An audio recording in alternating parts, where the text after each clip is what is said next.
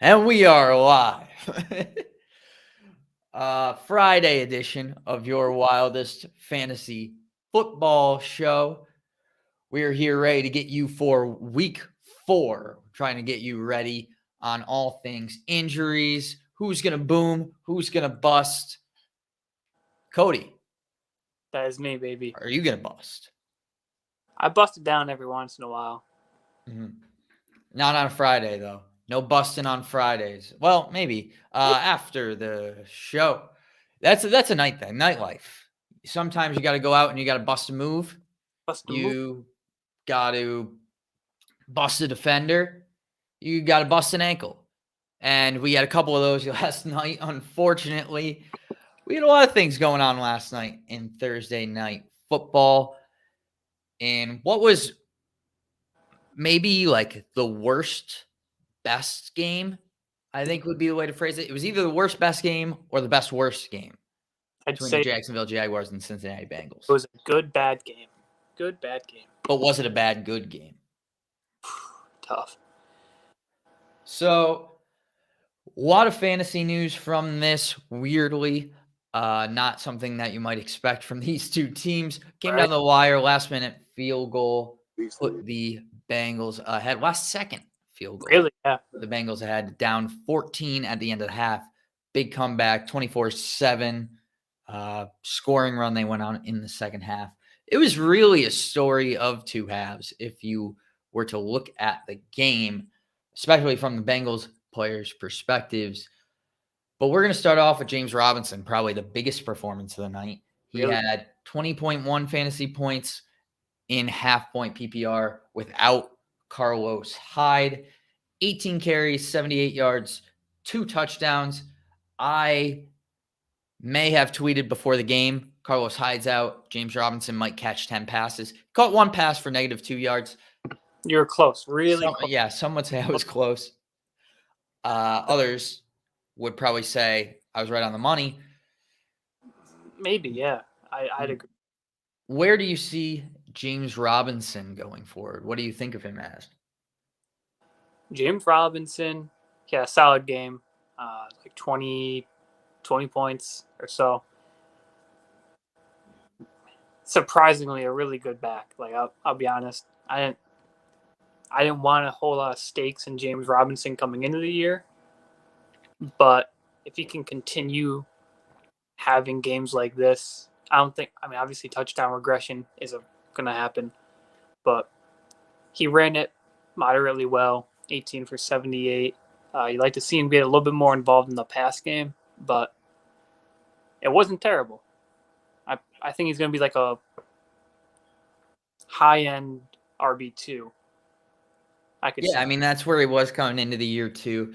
I think he's on the higher end. Yeah, like high-end RB2, I would say. Maybe like higher end of that middle tier of RB2. Obviously, he's not going to get 2 touchdowns a game, but I also don't think that he's going to only get 1 catch either. He's had at least 3 catches in every other game this year. Right. I think it was just the game script of being up for the majority of the game. Actually, some good blocking. Like, that was one of the big things from watching the Jags. Is he had a lot of big holes to gash through. James Robinson didn't have to bust much, bust a defender, bust through anything. Right. So I mean, on Trevor Lawrence's touchdown run, he did have a pretty nice block there. There's a wild cutback on Trevor Lawrence's touchdown run too. Yeah, breaking ankles. Watching it was just horrendous. I was going to throw a couple names at you and see whether you would have James Robinson over these guys. Okay. David Montgomery. No. I think Bears are going to, if they can figure out their QB situation, I think that's a big if. Well, it is, but I mean, if Andy Dalton's in, you at least have consistency back there. You know what you're going to get with Andy, and I think that could help him. And someone who just knows how to control the team and like lead it. A rookie's a rookie is what it is. But I still like David Montgomery, number 1 back on a team that, number 1 back on a team, period. Yeah. I think I'd probably lean Montgomery, but I think it's a pick 'em between the two. Yeah, I mean, it's not like a close one. Obviously, Conklin. Conklin or Uzuma. Uzma. Conklin all the way. I don't think it is Uzma. Anyway. No, that's how you spell it. And we're going to talk more about Conklin later. We got to give people an update on his glutes. Yeah, gluteus maximus and all that good stuff. Josh Jacobs or James Robinson? Oh, I'd go James Robinson I'd go James Robinson just because of the injury history with Josh Jacobs and the fact that pass catching too. Right.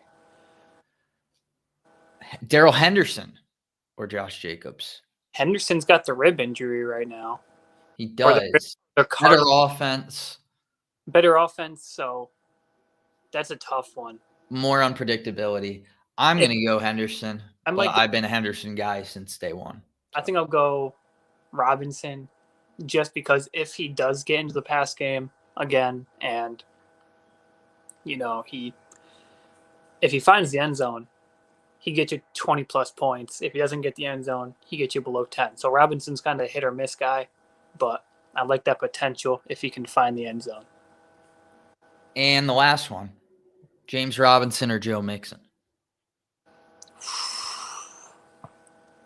I'm obviously going Joe Mixon. I think Joe Mixon, but, maybe next week, maybe not, just because Joe got injured and a little bit banged up in this game. So let's talk about Joe Mixon. A little transition there. Oh, we're going to talk about Joe. 13.2 fantasy points in half PPR, 16 carries, 67 yards, 1 touchdown. And like you said, he left late in the game with what Zach Taylor said was a minor ankle injury. This was a weird game for the Bengals. Right. They started really slow. I watched the beginning part and I just said, this is not a team that wants to play right now. They came out second. Not many teams want to play on Thursday Night Football, and maybe the Bengals were going out making a statement saying maybe a silent protest. Like, if you want us to play on Thursday Night Football, we're going to give you a really shitty product until everyone stops paying attention. I guess, but wow, it's Thursday Night Football. You get your own day. You're the only game on. All eyes on you. It's 4 days. That's a quick recovery. I love it as a fan. Yeah. But as a team, I could see why they would be like, you know what? Probably not my preferred day. And it's a weekday. Maybe they have another job during the week. I doubt it. Joe Mixon gets paid quite a lot of money. I really doubt that those guys are. I think that maybe the NFL should just look into it. If they have a Thursday night game, maybe the Sunday before they get a home game, so they don't have to travel. They're already home. That might be an actual thing. I'm not sure. Maybe they should look into that. Maybe they should make that thing happen. We should look into that because that might already be a thing. I don't know how it's going to work for both teams if both teams get the home field advantage, but that's not really my problem. I'm not, the general manager of a team. But Joe Mixon, it's not a thing because the Bengals were in Pittsburgh last week. Exactly. So please listen to Cody's rules. Joe Mixon, it was just an odd game for the Bengals, an odd game for him. Obviously, in the first half, the offense couldn't really get anything rolling. There was some weird play calling. Bad play calls in the first half from the Bengals. And the Bengals, if you watched, they would run this one outside zone or stretch run. And that's really all they ran the entire game. And it wasn't even working. It wasn't working in the first half. It started working in the second. Right, but I'm saying the first half, they just kept going back to it. And it was hey, they stopped us 10 times in a row. Let's do it again. They're not expecting it this time. Part of it, I understand, because the play action was working so well. Part of it was to set up that play action and just kind of have to keep the defense honest. But another part of it is, why are we running the ball on obvious rushing downs into sometimes there was 8 men. I even counted 9 men in the box on one play and they ran it. And it wasn't a goal line thing. It was just in general, which is kind of crazy. So I didn't get some of the play calling, especially early on. Right. They got a lot of lighter boxes in that second half that Mixon was able to capitalize on, and he looked really good. Mixon's running style is also really interesting. He kind of has that throwback, like Le'Veon Bell-esque patience, Yeah, which is really cool to see, just very different. And obviously gets a little bit lucky with that touchdown there to salvage his day. right. There's That touchdown. That's a rough game for him. Yeah, there's a couple things. Obviously, you're excited about the volume, still as high a volume guy as anybody, even with 17 touches. Not many running backs getting that are considered around where Joe Mixon is considered. In fantasy right now, the worries are the lack of the passing game. He had 2 targets and he's out there all the time. So it's not like he's not out there on passing plays. So that gives me a little bit of hope for that, but he's not getting targeted much on passing plays. And then the injury, what they said it was minor, but like they also said that last year when he missed forever. So Right. that worries me more with Joe Mixon than it would with anyone else. Now, he was on the sideline and like joking around and jumping around after they won and really hyped after they won the game. Right.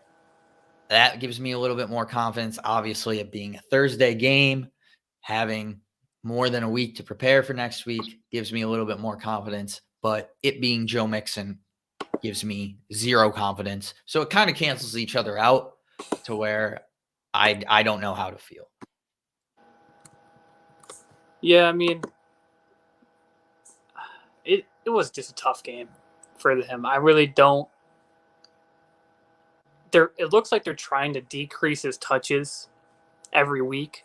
I didn't see that. Well, I mean, week 1, 29 rushing attempts. Week 2, 20. Week 3, 18. Week 4, 16. And then the passing game, 4, 2, 1, 2 for targets. I think if you look at the numbers, you could see that. But I'm saying, like, Right. if you watch the game, he's out there all the time. Like, he's out there all the Yeah. time. Like, that's not what I'm saying. I'm just saying, like, they have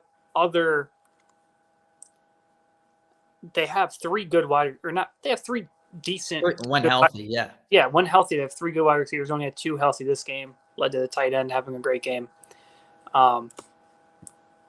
It just looked like,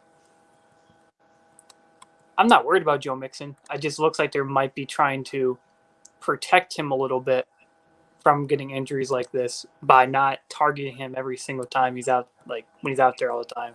Yeah, I think he's not getting the volume of one of those top of the line running backs, and I guess that's why he wasn't in the consideration with those top of the line running backs. Somebody might have put them in their top 10. Somebody might regret that right now, but I don't think he's far out of that top 10. I mean, he's still getting a ton of volume. I think the big thing with the volume going down is, I mean, all these games were a little bit more competitive, right? Like, I guess the Chicago one that they lost, they were down and they still did use him a decent amount. But like this Jags game, they were trailing 14-0 early. Obviously, he's not going to get as many rushing attempts when they're down by that much that early, like Minnesota, where they were leading. I mean, first half, the whole team had 107 yards of offense total in the first half, 18 rushing yards. I mean, it was just a dismal performance in the first half. But yeah, no, I mean, they looked for him. It's just that he couldn't seem to break through the Jags front, and the play calling just didn't seem to help him any. So if you have Joe Mixon right now, are you like buying or, well, you can't buy. Are you selling him or like scared, or are you holding him? I'd be scared, obviously. I mean, the touches are going down each week. Now with the ankle injury, like he's out there the same amount of time. Like that can't be disputed.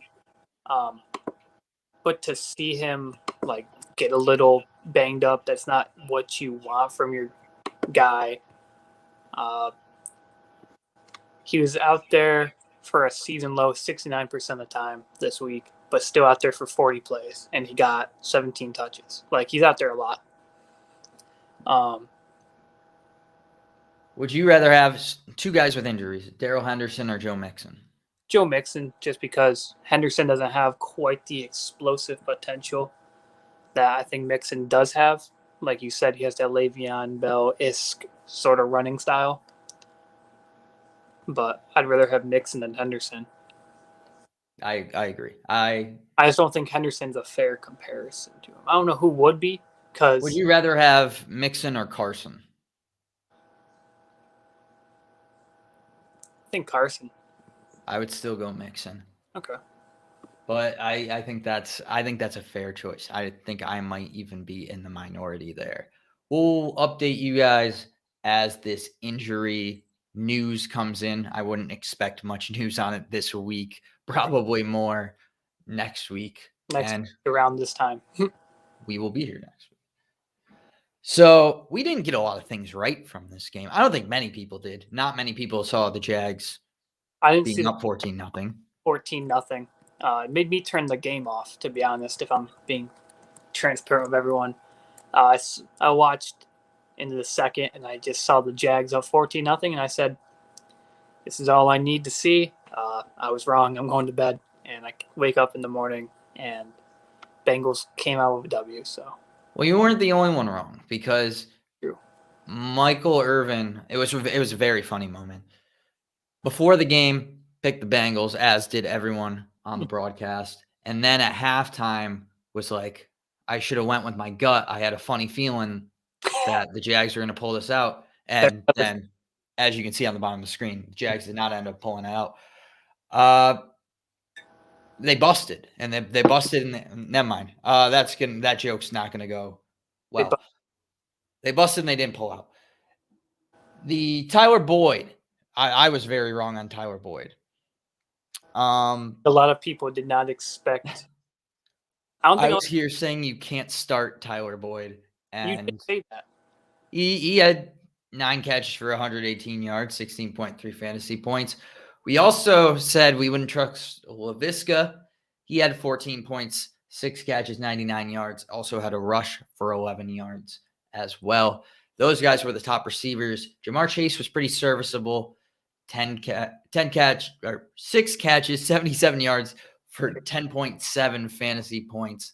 Had 9 targets. You could just see how good he is. Like, I wrote down, people just don't get that wide open, and he does.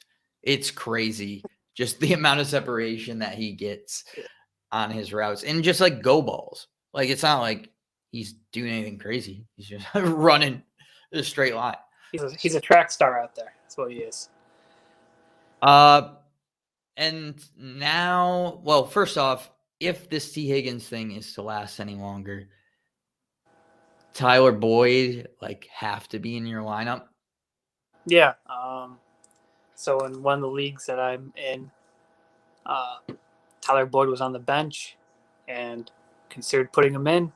I didn't do it, and I regret my decision because in that league it's a full point, so it would have been 20.8 points just chilling there. Now it's on the bench, and I got to hope Mike Davis outperforms 20.8 points now. So regretting my decision. I think a lot of people are. I think if T. Higgins is out for a while, I think he's a worthy flex guy. What about if Higgins does come back? If Higgins comes back, it makes it tough again because it's 3 backs or 3 wideouts out there. I still think you have to think about him in your flex. Maybe don't put him in there if you just aren't confident. I wasn't confident that this game was going to be close. I thought the Bengals were just going to wipe the floor of them, so I kept him out. But maybe you consider him a little bit harder. Mm-hmm. And with Higgins in the lineup, he had 3 for 32 against Minnesota and 7 for 73 against Chicago. So kind of hard to predict how he will be with him back. Right. I mean, if he gets more than, you just don't know if the consistent target volume is going to be there. He has 30 targets on the year. And only 1 touchdown. Touchdown, not hard to predict, but I think he's going to probably finish with 6 or 7 this year. Really? I think I could 6 or 7. Well, I think he's going to be the least targeted in the red zone of their receiving options, I believe. Just the way he plays. But for Jacksonville, obviously LaVisca had the big game. Marvin Jones, who we both told everybody start, we apologize. I'm so sorry to anyone who put 5.4 points in your lineup. Yeah, 3 for 24, 3 targets. First game with less than 8 targets this year. Chark left the game early with a fractured ankle, expect to be out indefinitely. You would typically, or maybe before this game, we would have thought, yeah, like Marvin Jones season. Now, I have no idea what to think. Yeah, it was a weird game. I'm looking at the split. Marvin Jones was out there for 93% of the offensive snaps. Like, he was out there. He just didn't get targeted. So I don't know. Yeah. It was a really weird game. Do you think this is like the exception? I think it has to be. I mean, he's got at least 8 targets every other game this year. I mean, I don't think it's a fluke. I don't know why this game was different, especially with Shark going down so early on. Yeah, I think it's still Marvin Jones. It blows my mind how, even with an injury, they're like, we don't need to throw it to Marvin this game. They were up. I think that's something we keep talking about. They didn't need to throw it that much in the first half. Right. But yeah, it was weird. I would expect Marvin Jones to be now. I'm still boosting him after this game with the Chark injury because now he's that guy outside. So we'll see how he does. I expect him to be a guy that you can put in your lineup with some confidence, especially expecting this Jags team not to be up 14-0 in the majority of their games the rest of the season. Right. Let's get into the injury updates. A lot of people to cover, so I'm going to just kind of roll through these. If I have any questions that I think Tody needs to give me an answer on, I will bring you. Good. Lamar Jackson, back injury, did not participate the last 2 days, returned to practice today. Expectation is he will be good to go for this weekend. Dalvin was limited the last 2 days. He did practice today as well. Questionable, but it looks like he's on the trajectory to play this week. Weird week for Antonio Gibson. Full participant on Wednesday, did not participate at all on Thursday, and he was at practice. We don't have the full report out for today, but he's questionable per Ron Rivera. They said that I think that was the one they said they expect him to play, but they said we're pretty confident tomorrow will be a good indicator of where he is. Tyler Lockett has a kind of scary situation after a scary twist up he had last week. Hip injury, was limited on Wednesday, did not participate on Thursday. Still waiting on the report from him today. That will probably go a long way in talking about his availability for this week. Darrell Henderson has been limited the last 2 days. This, again, today will be a good indicator of whether he's going to play or not. Kittle is looking like he may miss this week. Did not participate the last 2 days. They said that it is not healing as well as they had hoped. Don't be surprised if George Kittle is out this weekend. And who knows? Maybe I threw a guy out there who's a possible long shot that I will talk again about later in our bold predictions. So there's options out there. Obviously, none of them are George Kittle, but there are options out there. Josh Jacobs was a limited participant yesterday. Shocker. It's going to be tough because he does play the Monday night game. Hopefully some things are cleared up sooner rather than later. Juju returned to a limited participant yesterday with his rib injury. Julio has not practiced yet. Nope. Both of the Giants receivers have not practiced, including today. expected to miss.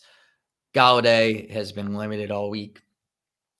Are you looking at Colin Johnson or Tony or any of these like lower guys in a pinch, or are you just trying to avoid the Giants altogether?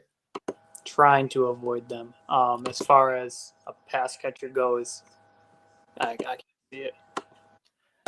Maybe a good person in like we never talk about DFS, but maybe a good long shot in DFS. Colin Johnson had 5 catches on 7 targets last week. If you're looking, get a cheap guy in there.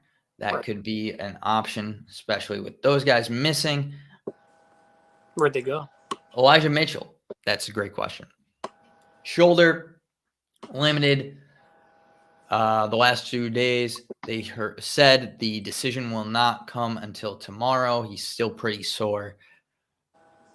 We'll talk more about that later. Gronk returned to practice today as a limited participant. From all reports, he's likely to play. Excuse me. I'm dying over here. Please don't die. Crowder is expected to play. You had a lot of good talk about Berrios yesterday, but this may be not a good thing for Braxton Berrios. Probably not. having Crowder come back in the slot. We'll see how they split time. I imagine it'll be pretty split with how well Berrios has come on in his absence. Maybe not as a fantasy player yet, but not quite. Just as a player, I think he's a pretty good slot guy. And then, of course, we have to talk about Conklin returning in a limited fashion, just fighting through the dreaded glute and elbow combination of injuries. It's tough. But he's a fighter. I don't draft people who aren't fighters. So do you think he'll be out there? I know you probably have some inside connections there. Yeah, I mean, everyone, knows that he's going to play. We're just trying to lull the defense into thinking that he's not going to be there. And he's going to come out and just show why he's arguably the number 1 tight end in fantasy. Again, arguably, objections can be made, but pretty clear-cut number 1. In your eyes, yes. Yeah, I mean, he only led every tight end in points last week, but no big deal. Kyle. Let's get into the rest of the Sunday slate. Woo! We covered some games yesterday, so if you don't hear a game today getting talked about, probably covered it on yesterday's show. Go check that out if you haven't already. Go give it a listen. Start with the Detroit Lions at the Chicago Bears. Chicago Bears favored by 3 points. Low scoring expected. David Montgomery has struggled, to say the least. We don't know who the starting quarterback is going to be. David Montgomery struggled last week, but, I mean, you kind of have to play him, right? Like, there's no I don't know if sitting David Montgomery. Yeah, don't sit David Montgomery. He has been struggling a little bit. I don't know why, though. Like, he's the number 1 fantasy option on their team, but he's just not doing as well as he should. Just that offense. That offense has got to figure it out. I mean, I think we all know David Montgomery is a pretty good player. Yeah. I mean, Justin Fields is tough to be good when your quarterback is very subpar. Like, very what? Subpar. Not good. I don't know if Justin, I mean, he didn't play great. He didn't play great, but that's like, I don't want to throw out Justin Fields as subpar because I don't think he's subpar. I think he may have played subpar in one game. All right. Well, when we are talking about fantasy, where 1 week can win you or lose you your league, I think it's fair. I disagree with that. Oh, okay. It's not about how you get knocked down. You can have one down week, but you got to be able to. It's about how you get back up. Right, but I think that's more important. If every single week Justin Fields goes out there and only throws for 60 pass yards or whatever it was, something horrendous, 138, even better. It's kind of hard. It is double, correct, but he also threw an interception, so to the other team it goes, so not good. it's kind of hard to be productive running back or wide receiver when your quarterback can't get it going. At least like I said before, I think Dalton, if he can be healthy, at least he's a consistent. Like, you know what you're going to get with Andy Dalton. You're not going to get something fancy, nothing flashy, but you might be to win a couple games with Andy Dalton. Obviously, can't tell yet, but so far 0-1 with Justin Fields. I mean, I think a lot has been made about the play calling in that game, and I think that there are other things to blame besides Justin Fields. Justin Fields didn't play great. I'll give you that. You're obviously starting Montgomery. You don't really have a choice, and it's a much better matchup in which they should not be behind as bad and getting just like blown out to the point where they're going to have to throw the ball and not be able to run. They should be able to run in this game. I don't mind David Montgomery at all. I actually feel pretty decent about him this week. Not feeling decent about Allen Robinson, who has just been bad. Like, that's basically all you could say. Right. His best scoring week was 9.4, and he had a touchdown. So you can't start him. You can't do it, right? Although, as I say that, this will be the week that he goes off. Right, but since you just said that, it won't be the week he goes off because double entendre hypothesis and stuff like that.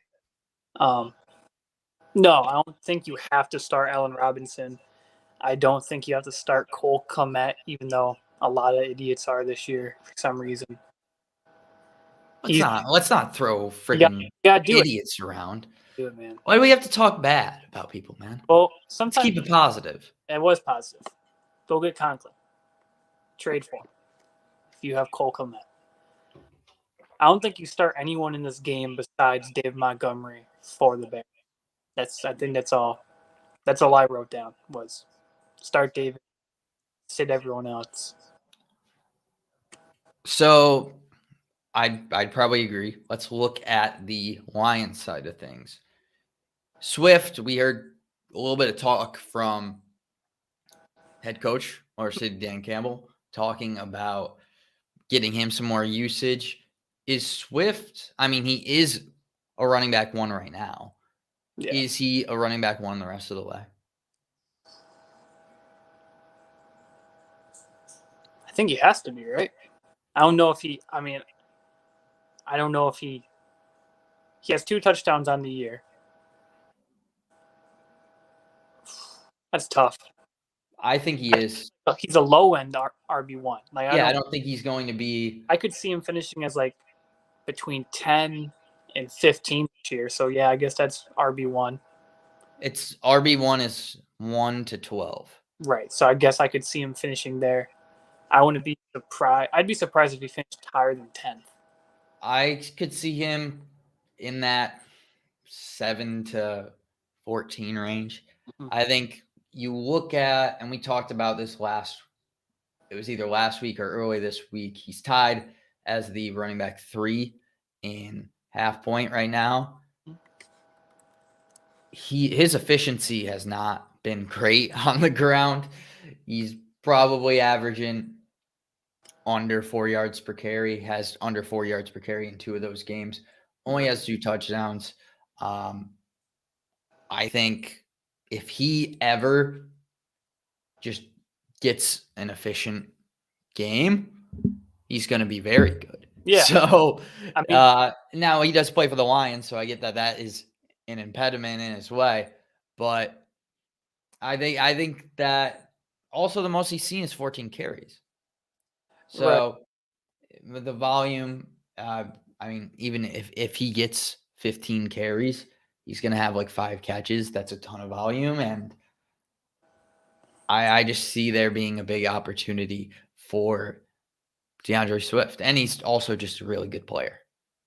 Right. I mean, the Lions seem to like to give the ball to their back I think both him and Williams have at least 12 targets on the year, something like that. It's definitely. Yeah, I would say definitely. Yeah. I don't have Jamal Williams pulled up right now, Jamal but has 9 targets week 1, 3 targets week 2, and 2 targets week 3, which would be catches. I said targets. Yeah, no, he has those. He has those catches though. He has 13 catches on the year. Yeah, I mean but he's not even the number one back. Like Exactly. Jamal Williams, even though last week that he did get 49% of the snaps, I don't. It's kind of hard to see the Lions' offense sustaining 2 like RB1 caliber guys. Yeah, Jamal Williams is currently running back 15. That was going to be my next question. Right, like it's borderline RB1. It's just kind of tough to see it. So I think, especially for the Lions, like yes, they look better this year than they have in years past, but I still don't have trust in their team. And who's their wide receivers? Well, that's the good thing. That's what makes them having 2 sustainable running backs a possibility. Right. I mean, it's really Hawkinson, Swift, Williams, and then that's it. Tyrell Williams maybe as a wide receiver, but well, he hasn't played either, so you don't really have that. Exactly. So you really have no, honestly, they have 3 guys. Those 3 guys are starting fantasy options, but I don't see them. I see Hawkinson staying where he is. I don't see Swift and Williams staying where they are. I think they go down a little bit, but still starting them, if that makes sense. So my question is, does Williams still have, and it seems like you are going to say yes to this, so maybe this should be rephrased to what do you think of Jamal Williams the rest of the year? But if you look at Jamal Williams, week 1, he had very good games, 50 yards on the ground, 50 yards through the air, and a touchdown. He did. And week 3, he did have 12 carries, 42 yards. Mm-hmm. He had a touchdown as well that made his day there. It did. But is he going to be a sustainable flex option? Because I see this being DeAndre Swift's consistently. Like, he's going to be the guy, and I see his role only growing. And I don't see Jamal Williams ever going away, but I'm not sure how much he's going to. He could be like a Kareem Hunt on a bad offense. Right. I mean, Kareem Hunt's on a very explosive offense. So I just don't know what the value of Kareem Hunt on the Lions is. Yeah, I mean, Williams only got 4 less plays than Swift week 3. 35-31 was the play split. He's out there. He's there. And it looks like they're just pushing him into the offense more based off the splits. And he's not a bad back. As he can prove, he's found the end zone twice. Pretty good rushing numbers week 1. Week 3 kind of. Week 2 was a little slow, only about 3 yards a carry. They both struggled. Right, I mean, but they're playing Green Bay. I don't know. I see him as a RB2 or a flex. I don't think he's an RB1, even though he's playing as it. I see him being an RB2. If you have 2 other guys, if you have a Dalvin and a Montgomery, or a Zeke and a Harris, something like that, then obviously a flex. But if you don't have 2 good backs, I wouldn't be upset with you for having him as your number 2 guy. I would be. But that's me.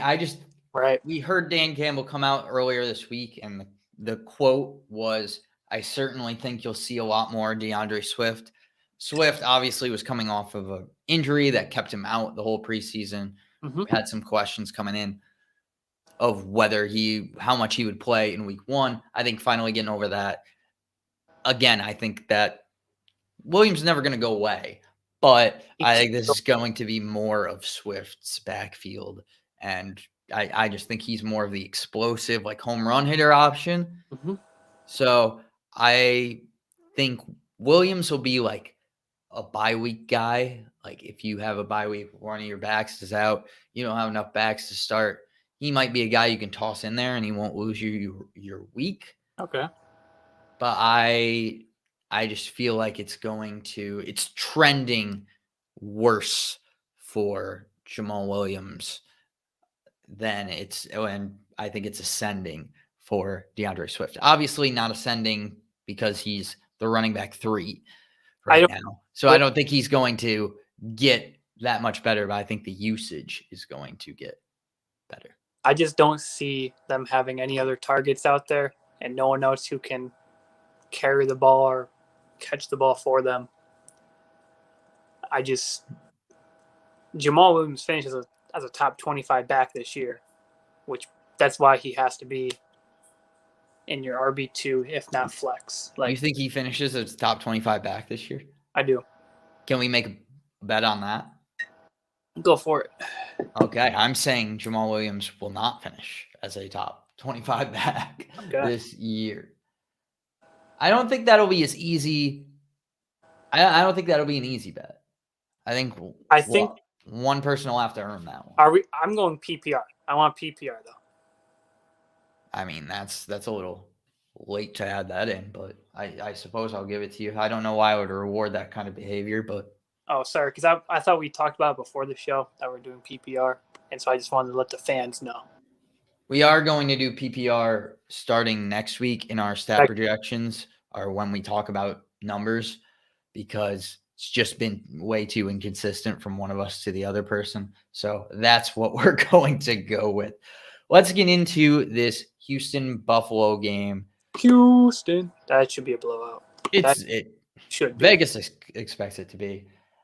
And I think that's one of the reasons why Cooks, you got to start him. You have right? Like, I mean, he's just, number one, he's proved it. Number two, it should be a blowout, should be tons of opportunity to throw the ball.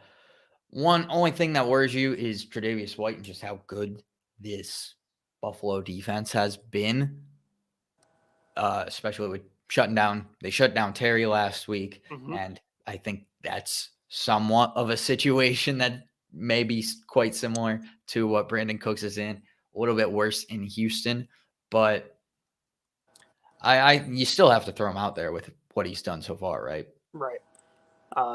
Brandon Cooks is he's on fire this year. He's the number one guy on a team who's bad, where they have to throw. I mean,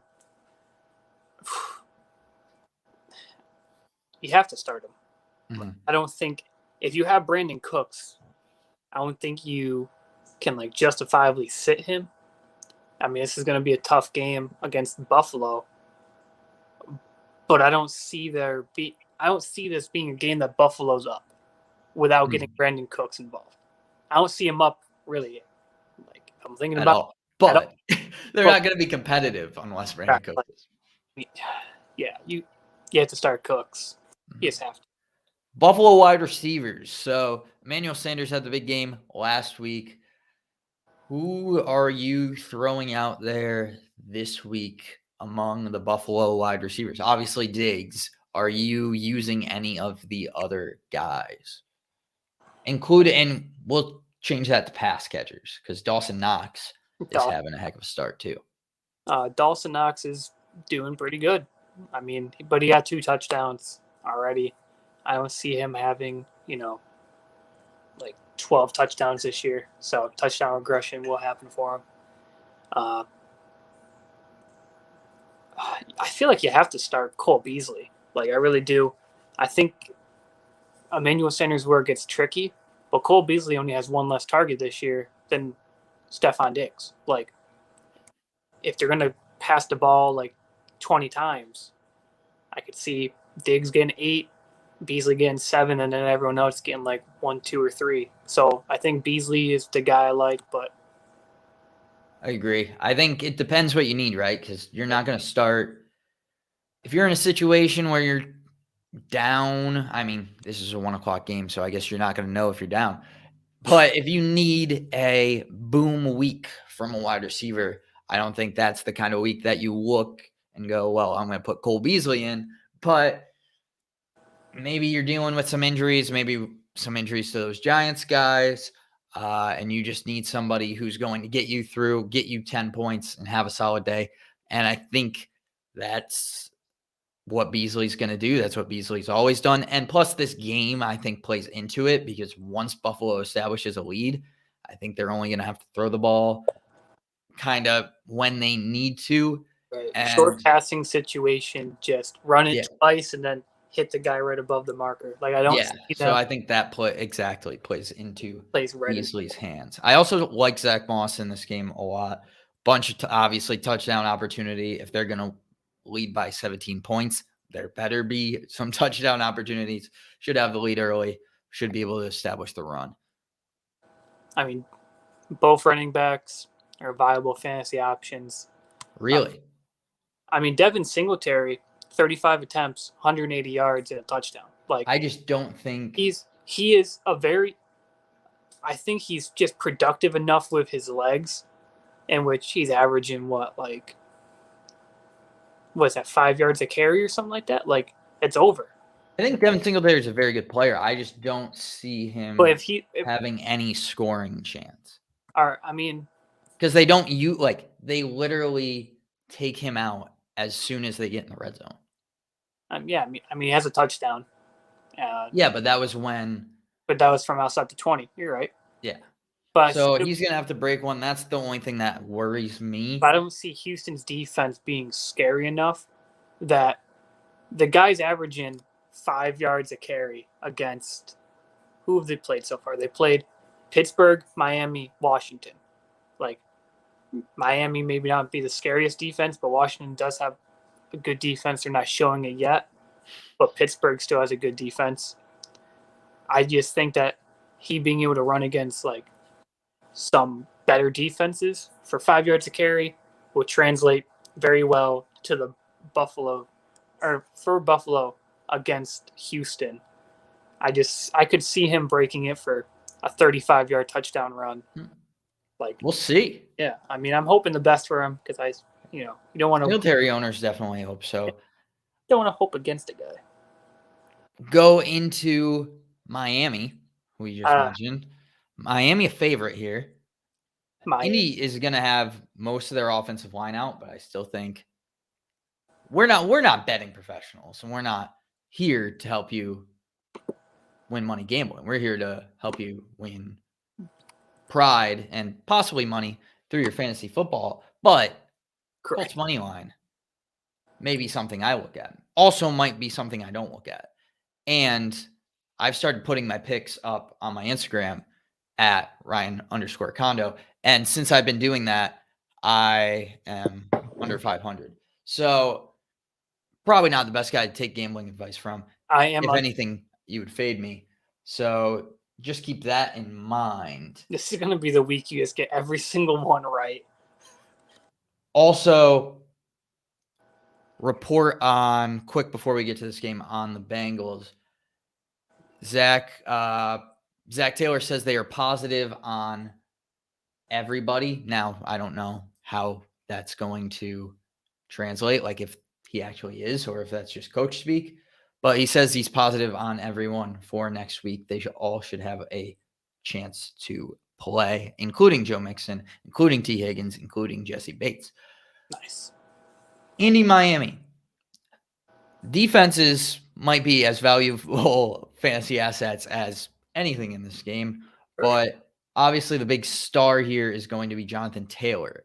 Now, Jonathan Taylor has not been performing like a star. No. ESPN has him projected for 15 points and half PPR. That takes immense gall, I would say, to project Jonathan Taylor for 15 points with the season that he has had so far. Not really through any fault of his own, just through, usage in the team just not being very good in general and also in the red zone. He also has been dealing with an injury. We didn't mention him earlier because he's expected to play, but I could see Jonathan Taylor having a decent game here. He should have the game script, and it's gonna come down to the Colts' red zone production. They're 29th in touchdown percentage when in the red zone. So when they're in the red zone, they're only capitalizing on it and getting a touchdown 36% of the time. Miami's 27th against the run and 23rd in defensive red zone touchdown percentage. So they're actually giving up a touchdown 67% of the time. Will that balance out? I don't know, but I feel like this is as good a bet as any, as good of an opportunity as any for Jonathan Taylor to break out. Yeah, I agree. I mean, we just got done talking about Devin Singletary, how he is being an explosive runner this year. Jonathan Taylor is not. He is doing the opposite. And he's not really he's 42 attempts, 171 yards. He did run for 6.4 yards a clip last week. Yeah, last week. That's not every week. Yeah, he's over 4 yards a carry on the season. So yeah, but you just said Devin Singletary, who averages over 5 right now. Well, Devin Singletary doesn't even, it's not his job. He doesn't start. He is the starter. Like, he's the starter. He plays half the game. He's in a committee. Jonathan Taylor is the lead back. If you say so, John. I'm positive. Are you positive now? I am positive. I've been positive the whole time. You're the one who's all right. So Jonathan Nancy negativity over there. Jonathan Taylor gets 55% of snaps week 1, 45 week 2, 48 week 3. If we look at Buffalo, Devin Singletary gets 75, 66, 43. So there's only 1 week that he hasn't had at least 50% of carries. Offensive snaps. I will be fine with Jonathan Taylor leading in snaps the rest of the way over Devin Singletary, and I will be fine with Jonathan Taylor as the fantasy asset over Devin Singletary the rest of the way. I'm very, very confident in that choice as well. Hey, teach their own. If you want to have a debate over Jonathan Taylor versus Devin Singletary, we may have bigger issues at hand. I don't think we have any issues. I just think that you're wrong. Naheem Hines is the more pass catchery of the two backs. So this worry me a little bit, just in case Miami's defense does show up, but I don't think they will. I do agree with you. And the Colts will win this game. Miami's just not good enough to win it. I don't think they are. Not with a backup. Is the Jacoby Brissett revenge game. So I guess anything could happen. Right. I mean, Tom Brady gets his revenge game this week. Why not give Jacoby Brissett a little bit of love? And that's the thing. Everyone's talking about the Tom Brady one. They're kind of overlooking the Jacoby Brissett one. And I think that might even make Jacoby Brissett more angry and come out with a little bit more fire, chip on his shoulder. I don't know if it's because Tom Brady is a number 1 fantasy quarterback this year and Jacoby Brissett's the 30th, but something like that might be the reason why people keep doubting him. Doubting him. I will gladly doubt Jacoby Brissett. I have a couple start sits here for you. Michael Pittman Jr., are you starting him or sitting him? Yeah, I think you start him. You have to. He's got the most targets on the team. Pascal, I think you start him.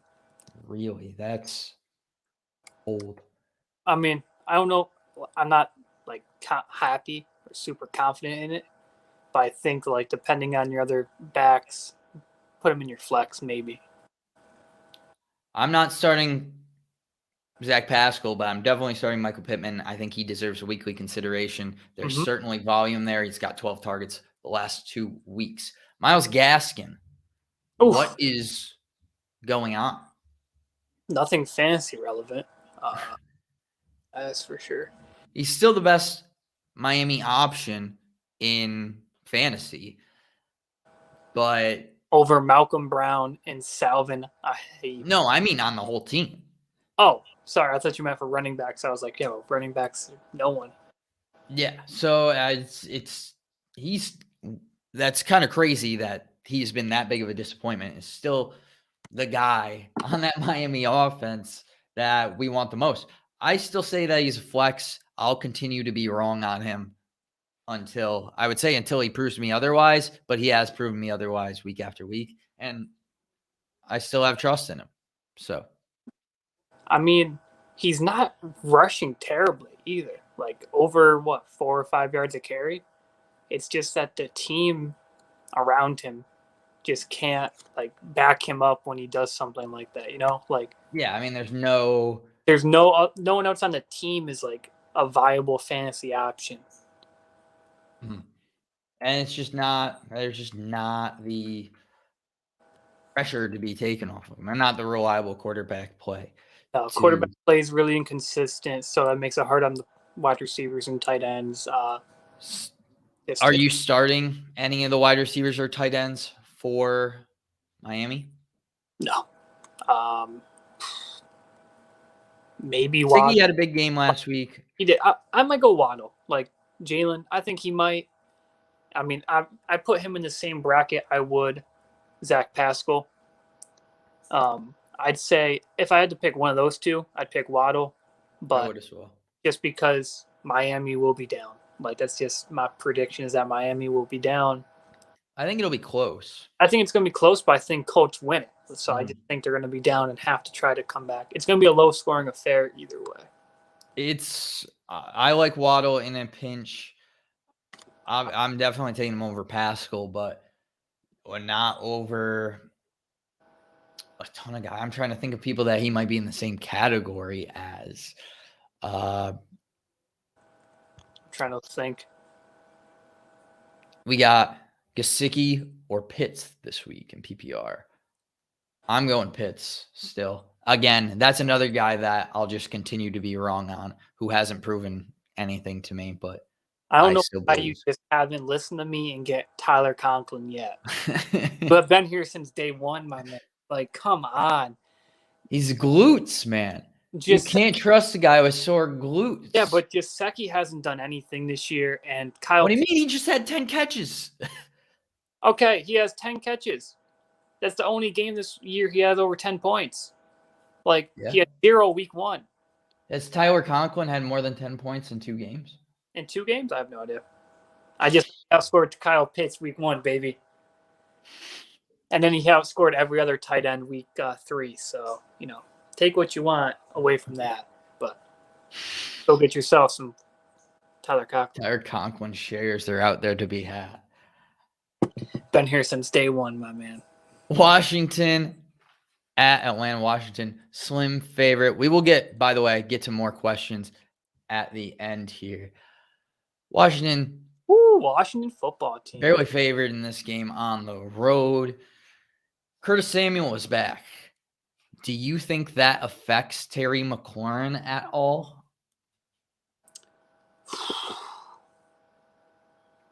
If you're still thinking about it, I can go. Some, but I don't think a lot. I agree. Like, I don't think it's like a huge. Scary Terry obviously is underperforming from where people drafted him already, but I don't think it hurts him any more than he's already kind of been bumped this season. I think he's around the same spot he will finish this year, so I don't think it hurts him. So wide receiver 22, I think he'll be up there. I think he'll be in the high end wide receiver 2s is what I would say. Right. Which is right where he is.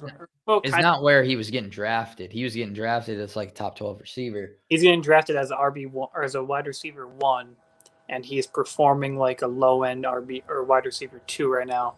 Yeah. So I see him as a middle of the road wide receiver 2. I just don't see him getting much better. I don't see him being above 12 this year. Like, I see him. I mean, I think he could weasel his way into the back end of wide receiver 1s, but I see it more around that kind of 13, 15 range. I'm not worried. They operate in very different areas of the field. Terry's kind of outside the numbers, a little bit more of a deep threat. He has come down a little bit just because of the quarterbacks that he is playing with. But that is I'm not worried about Terry McLaurin at all. Slightly worried about Antonio Gibson with how this whole scenario has unfolded. Like we mentioned earlier, practiced fine on Wednesday, didn't participate on Thursday. Now he's questionable heading into the week. If he doesn't play, obviously this is going to be a huge McKissic game against Atlanta, who is not known for stopping many people. That's what makes me excited about this Washington offense. Yeah. It also makes me excited about the Atlanta offense because on the flip side, Washington really can't stop anybody. They're allowing the second most fantasy points to wide receivers this year. I really I think this could be the big Ridley game. They're not only giving up 53 points to wide receivers, they're also giving up 300 passing yards a game. Matt Ryan's capable of throwing for 300 yards. So I think this could be the Ridley game. I think this could be a decent Pitts game as well. Right. Yeah, no, I'm with you. I don't know why I'm going to say this, but Falcons could win a game. They could do it. Interesting. This could be the game. I like Washington. I watched the Falcons last week against the Giants, and they looked like the worst football team I'd seen in quite some time. And they won, which is quite not great for Giants fans, but good for the Falcons. Because I tweeted during the game, I was like, this is the worst team in the NFL by far. Right. And then they won. So maybe some extra motivation.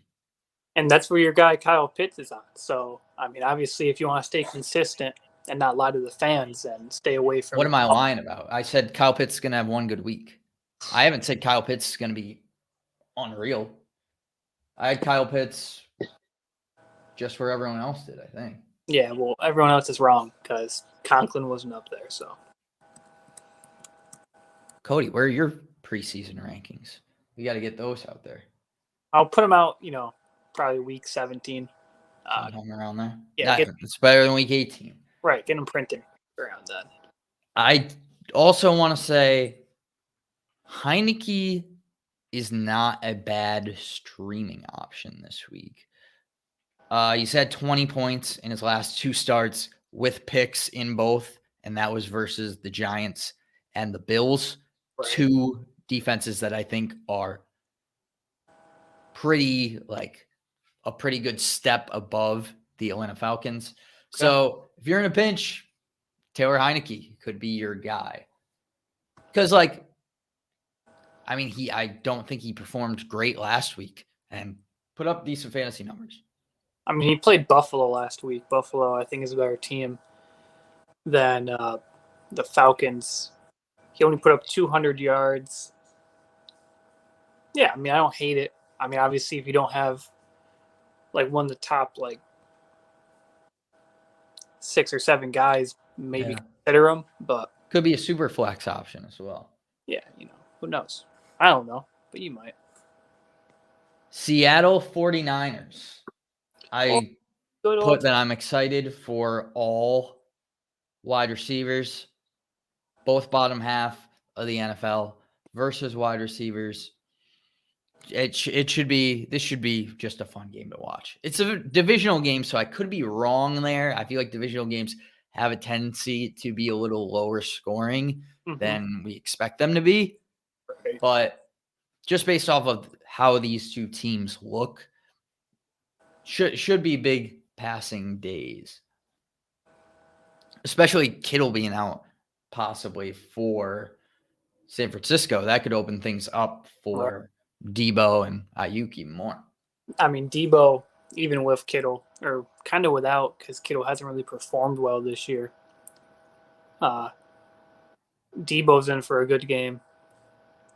As we're going to get to in our bold take section, I'll cover the Seahawks a little bit more, but I think someone on this team is in for a very good game. Very, very good game.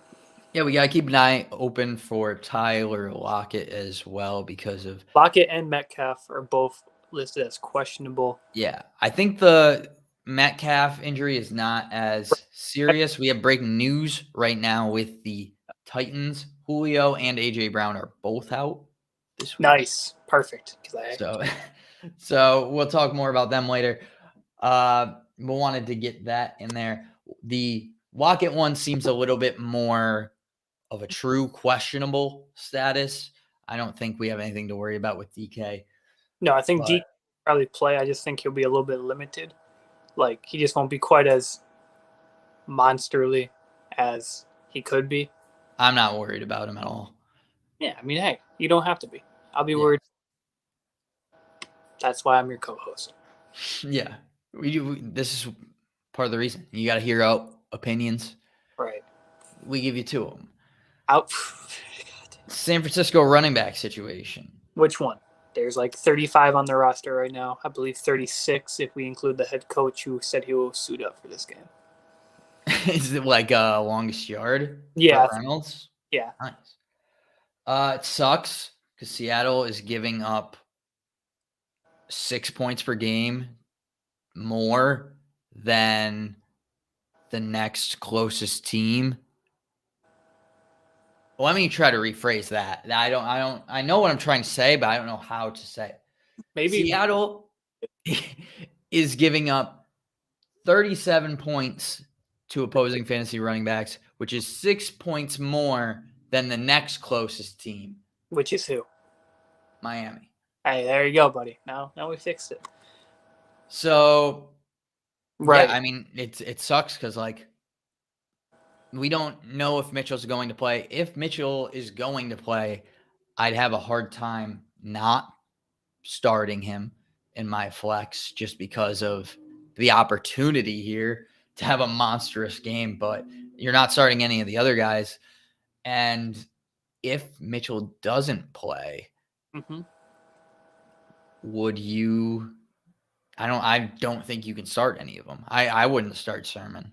I don't trust him yet. I don't know why people have any of the 49ers backs on their roster just because of injuries. Like, I think Elijah Mitchell might be the only one you do start, because even if Mitchell's out, they got Gesicki, they got Sermon, they have Cannon, and then they got 3 or 4 guys on the IR or listed as out.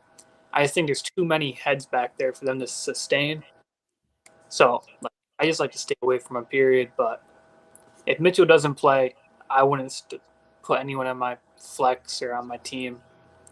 I'm not starting any of them. I think that Sermon could be a factor that you look at later in the season. I still think that he could have some fantasy value, even as a guy who could just have a good week and people could be interested in just be a good trade piece. But I'm not feeling good about any of the San Francisco running backs this week, which sucks in a great matchup. On to maybe the most exciting game. Arizona at Los Angeles Rams. Oh, Rams. The highest scoring expected in this one at over-under of 55. Biggest question probably, I like the rhyme here. Can Kupp keep it up this week against a Falcons defense that is not great? Falcons defense. Or not Falcons defense. The Cardinals defense. I got my birds mixed up. How could you? Cardinals again, like not great against the pass. They're top 10 in fantasy points allowed to wide receivers. Does Cooper Kupp keep up this monster start? I don't like. He has to be involved in the pass game. He's got 33 targets this year, averaging 11 a game. Like, he has to get like 10 plus targets this game. Like, it's going to be a game that you pass. But it's so hard for me to say he's going to like score another touchdown because he'll have 6 in 4 games. Like, that will put him on pace to beat. It already has him on pace to beat most any record.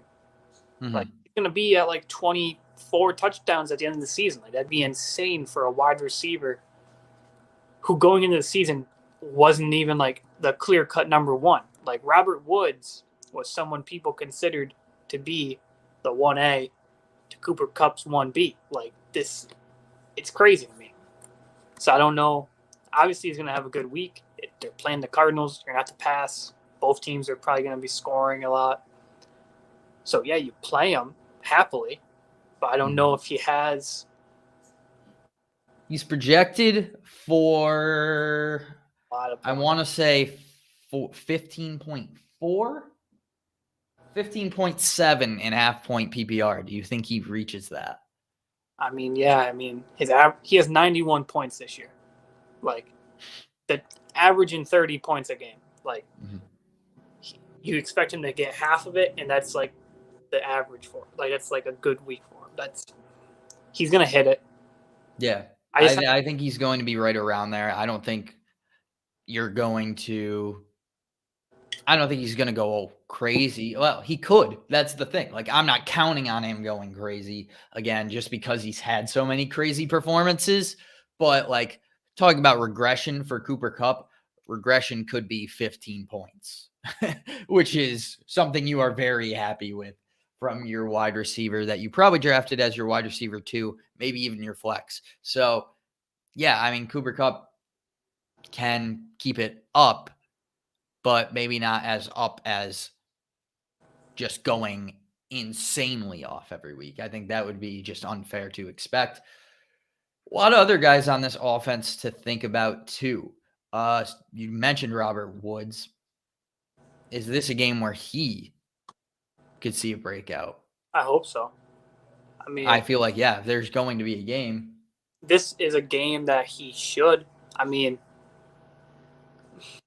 they got 4 pass catchers on the other side of the ball. Like, you know that they're going to want to air it out on Arizona's side. I feel like the Rams are going to be like, hey, you can throw the ball. We can throw the ball too. Like, I just think that they're going to be like looking to get Robert Woods involved just to kind of help Cooper Kupp. Yeah, and they obviously have a bunch of other weapons too. We saw like D-Jack come through and have like a big day. I believe it was 5 for 129 touchdown. I could see him just like again having a day quite similar against the Falcons defense. And then we have Darrell Henderson. This Darrell Henderson status coming back from this rib injury, possibly.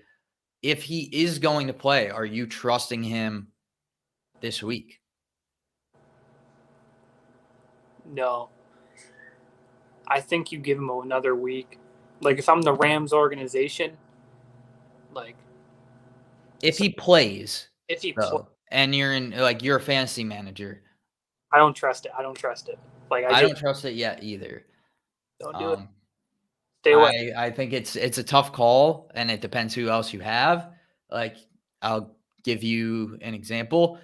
In my league, I have Odell Beckham in my flex right now. If it was somebody else, like I'm trying to think, if I didn't have Odell, I would have had Hunter Renfrow. And like if it was Hunter Renfrow or Darrell Henderson, that would have been a very tough call that I'm glad that I don't have to make. I probably would have went with Henderson though. Oh, wrong answer, but good try. I think Henderson just has a lot more upside for sure. And Arizona's not great against the run. So, and there's going to be a lot of points scored as shown there. Right. So I like that. I would say as far as the Cardinals side, I would temper expectations for D-Hop. He's got Ramsey on him. We mentioned earlier this week, the injury has kind of been nagging him and his production. I'm a little worried about D-Hop just this week. I'm not really worried in the long term. Do you trust any other Arizona wide receivers? We know one of them is going to have a good week. I just don't know who. No, I mean, Kirk, Moore, Green, all of them have had a nice week so far this year at a different time or another. I like Kirk. I really do. Highest ranking wide receiver on their team so far. I just think in a game where he won't have like Nuke's going to be covered by Ramsey. I just think that it just frees him up just by default a little bit more. But I don't know if any one of them goes off crazily, but if there is one, I think it's Kirk. I think Kirk's probably like your best bet, right? I Right. mean, I don't think AJ Green has another week like he does. I think he gets a couple catches, like maybe like 3 or 4 targets, something like that. More, I could see him getting like 5 or 6, but I think Kirk is going to have the better fantasy week this week. I think if I had to bet on one, I would go Kirk. I would prefer not to have any of them, but if you're looking for some high upside in your flex, Christian Kirk is certainly that option, as is Rondale Moore. Just both pretty risky choices. Right. Think that's it for this game. Yeah, that's all I really needed. Pittsburgh, Green Bay. Pittsburgh wide receiver health. It looks like Juju is on track to play. If Juju does not play, I think it's going to be the Deontay and Najee show underneath. But if Juju does play, I think we're back to what we would traditionally expect with this offense. I mean, it's fully loaded. You would hope that they could score, but I'm not confident that they could score. So I don't know. I really don't know like what to expect out of this offense. And that kind of brings me to my other point in this game. They've been bad, very bad, and turn the ball over. So should you start defenses against this Pittsburgh team? Like if you're planning your defensive strategy, which is something that I would recommend you do for Right. weeks ahead, should you be like, oh, this team plays Pittsburgh next week, the Broncos? I should, and they're out there on waivers. Should you pick them up this week in preparation just so you don't have to wait on waivers and try to count on them next week? Do you think like that Pittsburgh matchup is so valuable that you're picking and stashing that defense? I don't know if I'm stashing the defense, but I think if you're going to be running defenses like that, then maybe. But if you just have like 1 or 2 defenses on your team, then if one does play Pittsburgh, I am a little bit happier. Big Ben is 3 for 3 this year, 3 touchdowns, 3 interceptions. So, hey, give one to you, now give us one, that sort of thing. Sportsmanship, really, from Big Ben this year. Well, give and take. It's all about give and take. Right, and Najee just hasn't seemed to break it yet as a runner. So if the pass, it's not much there when Ben can't throw. He has 40 carries on 123 yards, so like 3 yards a carry. A little dismal. No touchdowns rushing. I just think that if they're going to continue this trend for the rest of the year, then yeah. But I think Big Ben just being, unless he's going to retire at the end of the year, then being like, Big Ben of old might be able to turn this team around because they have talent like Claypool, Johnson, Juju, Najee. Like they have talent. They're just not utilizing it yet. They just haven't been able to because Ben's been so bad. Like they just can't deliver the ball to people. It's kind of like the Miami offense in which they just can't get the ball to these playmakers. I mean, he only has he's 83 for 130. Like it's not anything crazy compared to some of the other quarterbacks. It's just that, Big Ben, like he's a bust back there. Like he just stands there. Like he's trying to be a little bit more mobile. 5 rushes this year. But, like a lot of these other quarterbacks are just mobile, so they have to like expand the pocket. They gotta count. Defenses have to shift for it. But for Big Ben, it's just like rush 3 people. If they run it, linebackers come up, everyone else is drop back. We're gonna make Big Ben have to try to beat us with his skill here. And I think unless he can figure himself out, it's a tough team. I don't know if I'm starting a defense purely because it's playing the Steelers though. I think I am. I think it's gotten to that point, and I guess this will be a good indicator because Green Bay pass defense, I don't think is anything special outside of Jair Alexander. So they're 20th this year though. Not terrible. I would if they struggle again, then it's really not looking good for this offense. Right. As far as Green Bay goes, I think there's no surprises. There's really nothing much to talk about. You're starting Rodgers, you're starting Jones, you're starting Adams. And that's it. Yeah, I don't think if you have Robert Tonyan in your offense, then I think you're messing up if you have Robert Tonyan in yours. I think it's you kind of desperation play. I have him in 1 week, but my other options are not great. He's not. I just don't like him. He just doesn't get the volume, which worries me. I don't know. I think a Goddard and Evan Ingram, someone like that. You would start Ingram over him? I am currently going to start Evan Ingram this week unless something drastically changes in my dream or something. I just think of all the pass catchers out this week for the Giants are potentially out this week, that Evan Ingram being one of the only people who can run and catch the football will be a great option to have. All right, so that's interesting. We're both not high on Tonyan. I would still, I wouldn't want to start him, but if he's in your lineup, I would take him over an Evan Ingram or a streaming option, I suppose. But it's not an easy decision. Baltimore, Denver, this is a pick'em game. No spread for this one. This is a weird game. I remember sitting down and trying to get some notes for this and being I have no idea what I think about this game. But I eventually settled on it.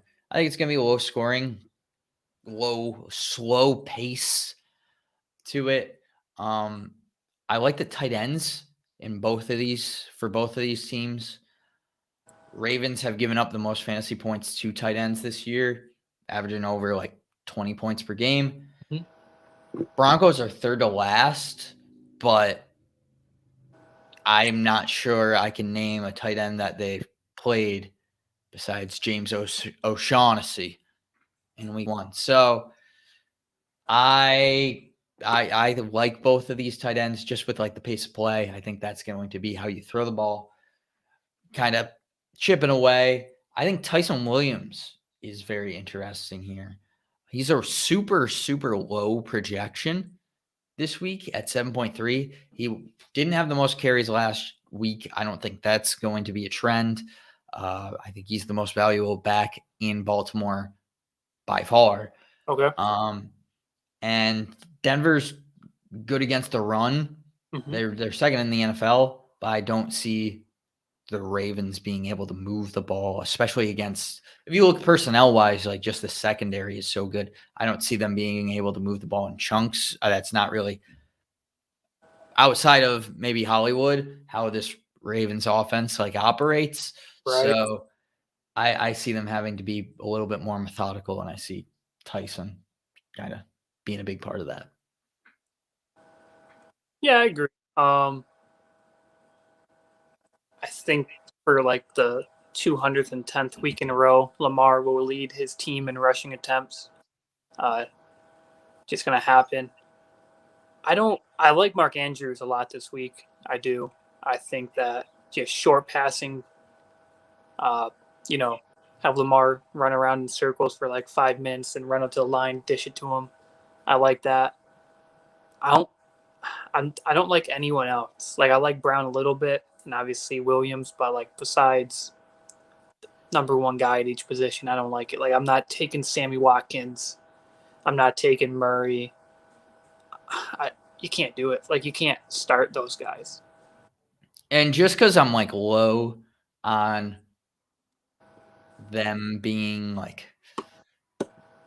just because I'm low on how Baltimore is going to move the ball and not thinking that they're going to give it big chunk plays, I'm still playing Hollywood Brown if I have. I think you have to. The only bad week he had was last week, and I think last week there was still plenty of opportunities for him to make plays. So Hollywood Brown is a very interesting option for this year. I just don't think that this is his biggest game, but he's always a threat to break one. Right, but I don't think it's like you're not going into this week being like Hollywood Brown will win me my week this week. Like this week is kind of like I'll put him in the lineup, but like tamper your expectations, Yes. Yeah, exactly. Last game on slate. I love this game. It's the revenge game. It's the maybe not quite the Jacoby Brissett revenge game, but it is a revenge game nonetheless. Tom Brady returns to New England, and I'm starting to get in my head about this game a little bit. Why? What's wrong, my dear? So I'm now like so confident that Brady's going to go off that I'm starting to get scared off of that claim based off of nothing but my confidence in it. Mm-hmm. I'm feeling so confident that now my confidence has me feeling not confident. So you're scaring yourself away from Tampa Bay. Is that what you're saying? Correct. I feel like not off of Tampa Bay. I think Tampa Bay is going to win, but I'm scaring myself off of it being a Brady game. I think before I was coming in saying like, oh, it's going to be like Tom Brady's going to throw for 300 yards and like 4 touchdowns. And I'm not sure that's going to happen anymore. I feel like it is, but because I feel like it is, I feel like it might not be. I mean, Tom Brady was in the system in New England for like 20 years or whatever, just forever. He's going up against his dad, Bill Belichick. Can confirm there is a relation. Asked him when I was over having dinner last night. So I don't know if Tom Brady goes off like crazy. He obviously has an insane amount of weapons. Coming close to, if not succeeding the Browns as one of the most offensive juggernaut teams in the league. As far as Browns, I think Nick Chubb, Kareem Hunt, Odell, Jarvis, and then Hooper and Njoku. Really? I That's think crazy to me. wrong. It's fine, but I don't think so. Okay, well you can be wrong. It's fine. Hooper and Jarvis. You don't think Jarvis is? I don't think that's like. If you want to look at wide receiver tandems, I think there are much better ones than Odell and Jarvis. I think that they work together. I think they complement. I think you look at the Rams, I would say that would be much better. Yeah, well, we're not talking about the Rams. We're talking about the Browns. Well, you said the best offensive, thing as far as like firepower. I'm saying as far as like the big name caliber people, like if you look at the Buccaneers, Chris Godwin, Mike Evans, Fournette, Gronk, Antonio Brown, I just think like that stacks up. Like Darrell Henderson's not a name that scares you. That's why the Rams are in the conversation. Austin Hooper doesn't scare. Jarvis doesn't scare me. All right, Jarvis Landry doesn't scare you. You don't think he's a wide receiver too? In fantasy football, absolutely not. I think he's a wide receiver too in football, but I don't. That's the thing. I think the Bucks have 3 wide receiver ones, not in fantasy, obviously, but in just talent. And I like Jarvis as a player. I just think maybe the best offensive talent in football might be a little far fetched. Most explosive offensive football might be a little far fetched. Yeah, who knows? I'm trying to find. Back to the point at hand. I just, Tom Brady's gonna have a fine day. I think is what we're saying, but just not as certain that he's going to have a crazy day. Yeah, same amount of weapons as well. I was trying to get across. Most that he's ever had in his career. But I don't think he has quite the game everyone's hoping he has just because of the revenge game. I still really like him for this week, obviously. Number one You're quarterback. starting him, yeah.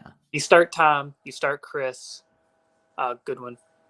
You start Mike Evans hesitantly, and I think you start Rob Gronkowski. Fournette and Antonio Brown are kind of like hit or miss, so do them at your own risk, but I like the rest of them. Yeah. I don't. From the Patriots side, I think Jacoby Myers is quietly having the heaviest role at wide receiver. He has a 24% target share, so leading target guy in every game this year, and is tied for the most targets in the red zone. I think he's a guy you can start in a game where the Patriots are going to have to keep up. I think that's going to be a common theme in this game for how their offense is going to have to roll. And because of that, I think one of these running backs, other than Damian Harris, is going to emerge into that James White role.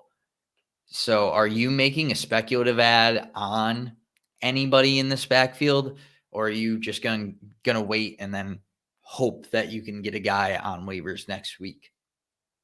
I'm not doing either, really. I mean, if I am going out to get one, maybe it's Brandon Bolden. Like, maybe. I don't even know. Yeah, that's the Like, challenge of it. We don't know. Yeah, like, one, you don't know. If I am getting someone, to answer your question, it's Brandon Bolden. Like, I'm going to go out to get him.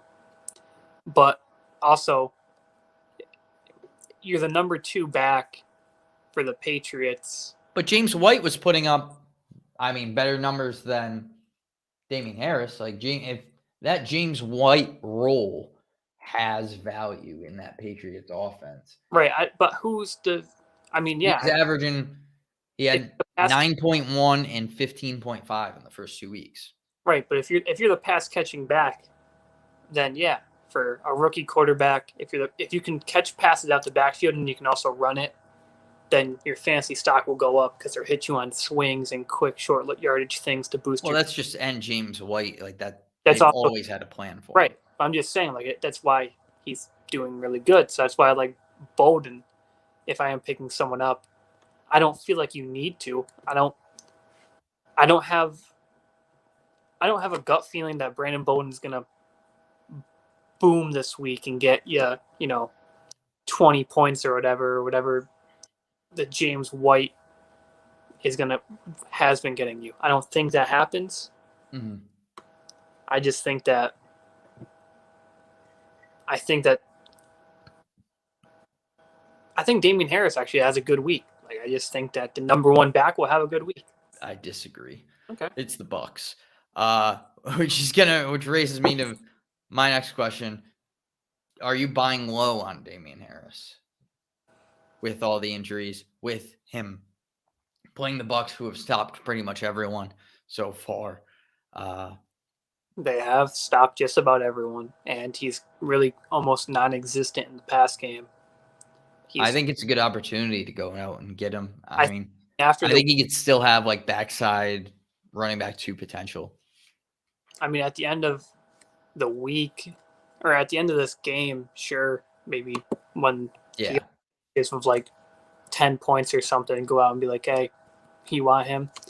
But then the next game is against Houston. So it kind of has to be this week if you're going to make a move, because everyone's going to look good against Houston. So if you're going to try to buy low on Damian Harris, do it after the Bucs, where he just puts up a dismal performance again. Don't do it next week after he plays Houston and puts up a nice game. Mm-hmm. That is it for our week games. Woo! For this week. Quick, impressive time. It felt like that took 15 minutes. Yeah, honestly. Only an hour and a half. Let's get to some questions before we cap it off with our bold predictions. Question from Rendon. What's up? Rendon, an OG fan as well. What's up, boys? How are we feeling about the fantasy teams? I'm feeling pretty solid. Cody, how are we feeling?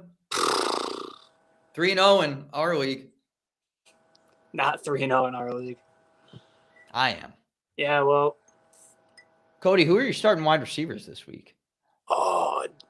Geez, not good. Well, it was Julio, and then it wasn't Julio. Probably no one. Might just start no one this week. And That's probably good.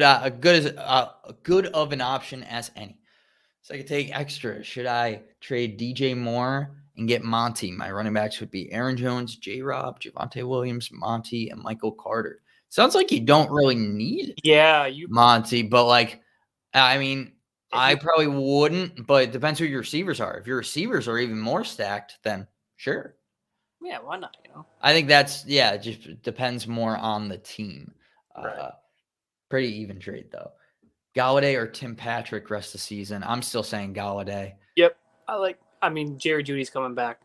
Galladay. Yeah, Jerry Jeudy coming back, I think, is a big part of it. Obviously, both of the receivers for the Giants are going to come back, but I think just more of the connection there with Daniel Jones will grow as the season goes on. No Quentin Nelson for the Colts. Hallelujah. Is that going to affect Jonathan Taylor? I don't know. Probably. Obviously, it's going to affect the line. They have a few guys that have not practiced. Braden Smith, also the right tackle, has not practiced. So they have a few holes. It's going to be interesting. My voice isn't getting higher. I'm not worried at all. You're worried. Gesicki or Pitts, we talked about this one. Damn it, dude. I said Pitts. Hate it. I can pick up Conklin or Knox or Smith. Good. Pick up Conklin instead of Gesicki. Cody, I would say maybe not stay with Gesicki, but in the spirit of supporting Cody, and I mean, he is my co-host at the end of the day, I would say Conklin is fine. I don't think there's that big of a gap between Conklin and Gesicki. I just think that you're going to get tight end one potential out of Conklin, as we saw last week. I can't Packers, Dolphins. Agree with that. Packers or Dolphins? That's tough, bud. That is tough. I say Dolphins just because they're going to have to. Like, I think Pittsburgh might score to keep up with the Packers, where I don't think the Dolphins are going to have to keep up too much with the Colts. No, I don't especially with half their offensive line out. Did you give an answer on this one? I said Packers. Sorry, Packers. Start 2. AB, Julio, Tim Patrick, Deontay Johnson, and Woods. Deontay Johnson is definitely one of them. Yep, I agree. And I'd go Woods. I'd go. Well, Julio's out, and I don't think I should go Woods. I should. But I kind of want to go AB. I got like Robert Woods is scaring me. That's my worry. There's also, after Julio was out, Westbrook Akeem, one of your guys. We didn't mention him for the Titans. If he's out for the with both of those receivers out, what do you think about Nick Westbrook Akeem in Tennessee? I think he's a fine option, actually, but not better than two of these guys. Actually, I'd go him over Woods. I'd take the number one guy over the number two. I'm just going to do it. Tennessee, who they're going to throw to? I would not, but I would still go AB and Deontay. Start 2, Devontae Smith, Westbrook, Melvin Gordon, Corey Davis. I am going Devontae Smith. I don't know if I am. I'm going Corey Davis as one of my options. Corey Davis and Westbrook. Got to do it. I'm going Corey Davis and Melvin Gordon are my two there. Corey Davis is, I think, going to have a very big week. He's not on my bold predictions, but he almost made it to my bold predictions list. I don't hate on it. Should I drop Kirk Cousins and pick up Westbrook? He wouldn't start for me. What's your quarterback that you don't have Kirk Cousins starting? Like, Kirk Cousins is the number 4 quarterback in the league. I don't know who. I don't know about that, but. What do you mean? In fantasy this year? He might be the top 4 right now, but I don't think he would be. I don't think starter Stafford. Stafford is 6 or tied for 6, so he's 6th or 7th. Yeah, but Is he going to be better this week? I don't know. I can't Stafford's say playing that. Arizona. Kirk Cousins is playing Cleveland. Arizona's pretty nice opponent. I wouldn't, because I just think Westbrook's going to be a 1 week thing. Right. With Julio, we've seen injuries linger on a little bit longer than expected, though. So I wouldn't, but I guess it depends. Your wide receiver depth is good as is, so I would not do that. But that is just me. Let's get into our predictions. Bold predictions, although we did talk about these last week, and some of them were not as bold. Let's do a little bit of a recap here of last week. We both got some right. Hey, congratulations, us. So my first one, well, we'll go with the biggest duds of the week to start. Yeah. I said Kamara would be under 7 fantasy points in half-point PPR. He had 19.3. So you were close, but no cigar, as the old saying goes. Really close. You said also equally as close here. Right. You said Dalvin Cook would play, and he would be a top 20 running back. He did not play, but he was close. He almost played. Almost. Yeah, I think. You also said this is also a pretty tough one for Cody. You said Tony Pollard would outscore Zeke. Pollard did have a decent day. He put up 7. Yeah. Zeke was the running back 1 in fantasy with 25.1. So a little bit tough there. I had a different kind of tough, kind of joking, saying close on the last couple, but this one was actually very close. I said Jamar Chase would be a top 5 wide receiver last week, and he actually finished as the wide receiver 6. Wrong. So that was unfortunate. But we did get some right. We did get some right. I said that Hunter Renfrow would be a top 24 receiver. He finished as the wide receiver 12. And I don't really know what to make of this last one from Cody. Cody said Lamar leads his team in rushing. He didn't say yards or carries. So I don't know whether to give him a full point or not. I said leads his team in rushing. Period. He led his team in rushing. Period. Well, he tied for the lead in carries. Carries, but how many yards, though? Well, rushing can refer to carries. Okay. Or yards. I will trim my English. I'll let you pass. I'll give you a pass on week 1. Thank you. As you should. Say that we both went 1 for 3. Although that kind of seems like a stretch in which I would say a wide receiver 6 counts as a wide receiver 5, but we'll let it pass. If it was like half a point, then maybe, but it wasn't. My first bold prediction. I might steal one of yours this week, just by accident. I want to go kind of bold predictions here. Put a little bit of personalization on it. I talked about this guy earlier and that I like him a lot. You talked about the other running back, and you said you liked him a lot. But I think there's going to be a lot of scoring opportunity, a lot of points on the board, and a lot of opportunity for him to run. I mean, defense isn't great in Houston. They haven't been known to stop many people. And I think Zach Moss will have another good week. And I think he goes into week 5 as a top 12 running back in fantasy.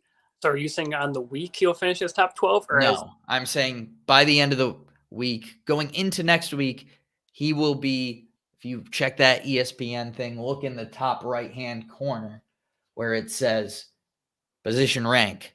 Mm-hmm. He will be in the top 12. That is extremely, extremely bold, considering he's 25 right now, but I like the enthusiasm. I also did that for half point, but I will make that for full point. So he's 22 and half point. My first one, I'm going to say it before you might. I'm not sure if you will. I think that Fant will be a top 5 tight end this week. I think he will finish as the number 5 tight end this week. You said Fant will be a top 5 tight end this week. Right, just for the week. I'm not saying rest of year, just saying this week. I think bold prediction. I got slammed after. I don't think he's that is it that bold to say that he's going to be a top 5 tight end this week? I mean, I don't think it's expected. I mean, Noah Fant is the 11th right now, and he'd have to beat out people like Travis Kelce, Gronk, Hawkins, Waller, Kittle, Thomas. Kittle's not going to play. All right, well, not likely to play. Goddard, Kyle Pitts, all these other guys. I think it's a little bold. I do. I'll say it is. Well, we have it on the screen for a reason, folks. Get back into the bold predictions. So much. Here.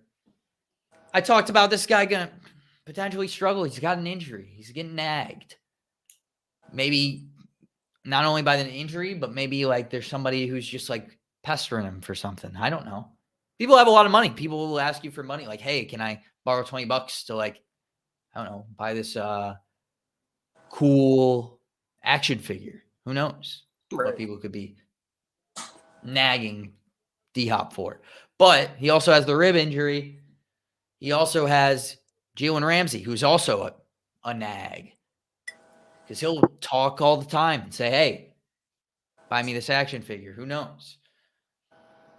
But I don't see D-Hop having a good week. I think he's going to struggle. And I see D-Hop finishing outside the top 24 wide receivers this week. Oof. Low blow from Kondo on his beloved. That rhymed. That was a cool one. I like that. Thank you. I do. Low blow from Kondo. Mm-hmm. Jane Doe. John Doe. Jimmy Doe. Who knows? Those all rhyme too. I could probably be related. Thank you. Back to the timid predictions. Timid predictions. Chris Carson will be a top 10 back this week. These are not bold. No, I'm kidding. Jeez.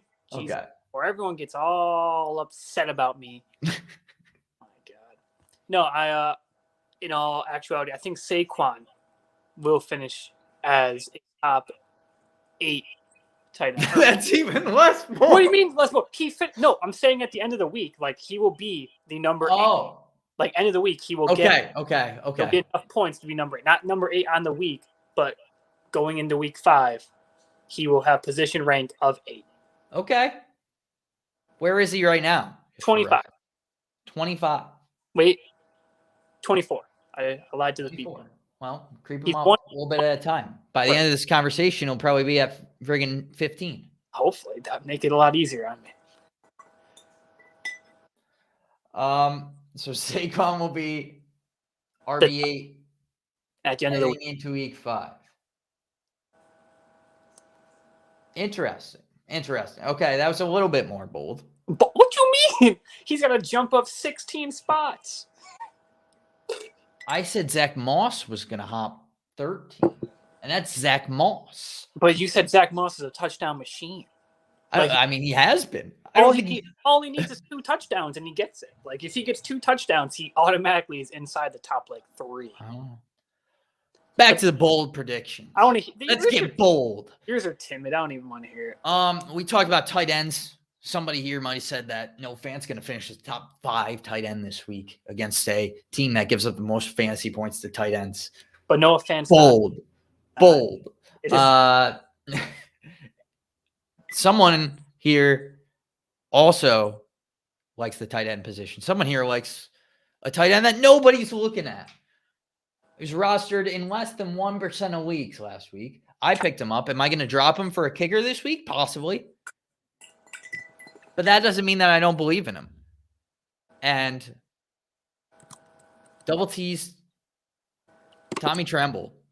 I knew you were Dan Arnold out of the way. No more Arnold to Darnold. It's Arnold to Arnold's not involved. It's Darnold to Tremble. And Darnold ain't going to be trembling at all when it comes to throwing Tremble the ball. Tremble finishes as a top 12 fantasy tight end this week. Put it on the board. Yours is timid. I don't want to hear it. What is that? How is that timid? He's not even rostered, let alone started. He's the starting tight end for the Carolina Panthers. They haven't had a top 12 finish this entire year. He started in 0.1% of leagues. He should be starting a lot more than that if he's going to finish as a top 12 fantasy tight end. All right. I have Fant. If Fant wasn't going to finish as top 5 fantasy tight end, I would start Tremble. I'm glad that I helped you. Saved your life. Otherwise, you'd be losing, and then, I have to hear about it. There it is. I was waiting for it.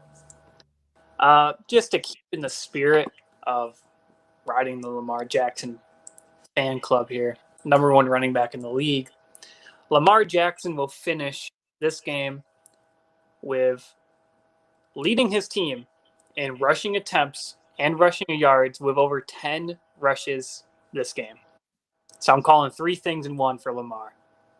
He will have over 10 carries. He will lead his team in rushing attempts and rushing yards. Against a stout Broncos defense, might I add. Okay, so you said, first off, and we had this discussion last week, so I don't need to hash it out too much more. We're also at an hour and 50 minutes, so need to wrap up soon. But no, keep it going. Best running back in the league, in your eyes, is Lamar Jackson. And you say you expect him to lead the team in rushing attempts, yards, and have 10 carries. Because ESPN has him as a quarterback. You have him as a quarterback. He is a quarterback. But if you are to think of him as, I think he just left. I think we overpowered him. I think we finally were able to put him in a corner.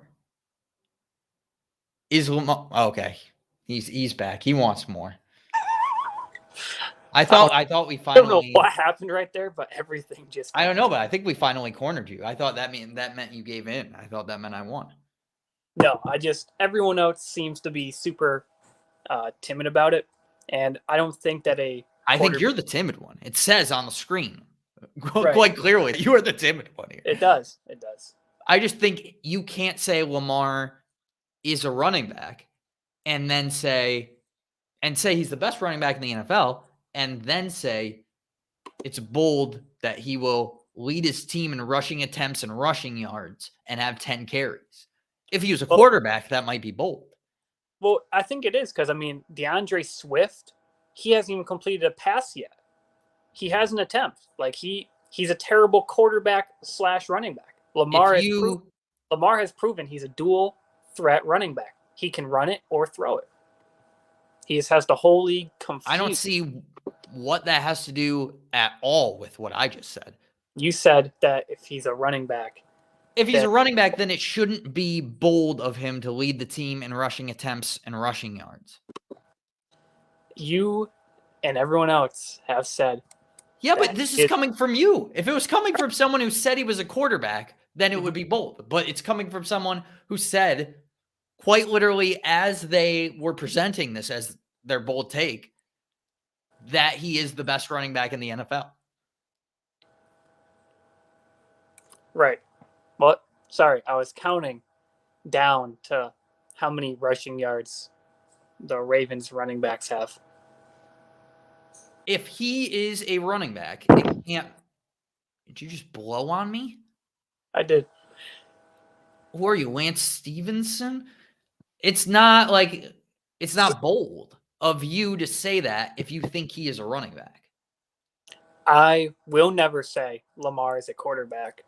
Then you can't say it's bold for him to lead the team in rushing attempts and rushing yards. It has to be, though, for ESPN. It would be bold if anyone else said it, but it's not bold of you to say because you're calling him a running back. I'm the voice of the people. So no, you're not. Because everyone else calls him a quarterback. Exactly. So you're not the voice of the people. I have to be. You're the voice of the Lamar Jackson hate club. I don't hate him. He's a great running back. Well, then why is it bold for him to lead the team in rushing attempts and rushing yards? Because they have another running back on the roster. Who's going to start? He's the best running back in the league, and they have another running back on the roster. Yeah, that's like Christian McCaffrey lead the team in rushing yards. Oh, yeah, that's bold. They have another running back on the roster. That is bold. It is bold to say Christian McCaffrey will lead the game or lead the team in rushing yards when he's out this week. So that is bold that he will do it. You know what I'm talking about. You know what I'm talking about. I like that bold take of yours. You're just trying to get me. Yeah, because I have bold takes, buddy. You said what do you know about him? Nothing. You said Lamar, friggin', you called him a best running back in the game and say he's going to lead his team in rushing attempts. Whoa. Wild move. Thank you. That's it. That's it for us. Best of luck this weekend in your week 4 matchups. We will be back on Monday to recap it all. And give you guys a breakdown of Monday night's game. We'll see you on Monday. See you then. Have a good weekend.